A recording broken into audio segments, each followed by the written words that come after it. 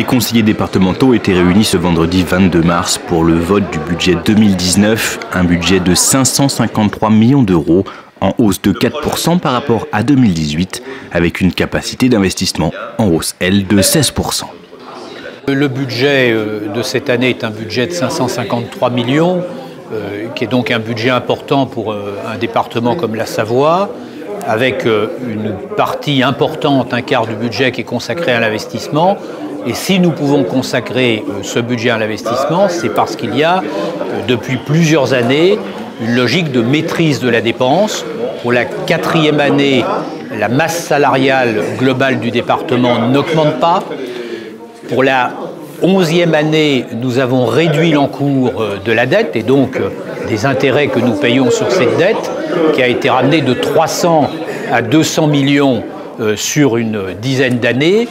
Et puis, il y a aussi au quotidien l'adaptation de nos politiques qui fait qu'un certain nombre de politiques qui n'ont plus de valeur ajoutée, nous les avons fermées au bénéfice d'un redéploiement sur des politiques plus efficaces. Et parmi les grandes priorités, les dépenses d'action sociale mobilisent quelques 204 millions d'euros, une somme multipliée par 3 en 20 ans, avec par exemple 59 millions d'euros consacrés aux personnes handicapées, 52 millions dédiés à la prise en charge des personnes âgées, 52 millions en faveur de l'enfance, de la jeunesse et de la famille, et 32 millions permettant d'assurer le versement du RSA aux quelques 5300 bénéficiaires dans le département. Nous avons ensuite un deuxième sujet, évidemment, et singulièrement dans un département comme les nôtres, c'est les routes, avec un budget en forte augmentation pour des travaux d'aménagement, de capacité et de sécurisation, notamment dans le Val d'Arly, avec la route des Gorges de l'Arly, en Maurienne et partout en Savoie.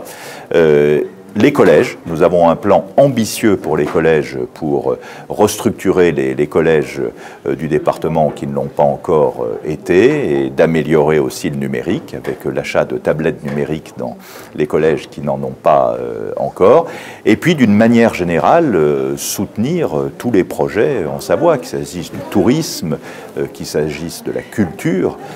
qu'il s'agisse de l'environnement. Par exemple, dans le domaine culturel, nous allons avoir des travaux très importants cette année pour le nouveau musée savoisien à Chambéry qui ouvrira à l'automne de 2020. Donc c'est un projet très offensif, très dynamique pour tous les Savoyards et je le répète, sans augmentation d'impôts.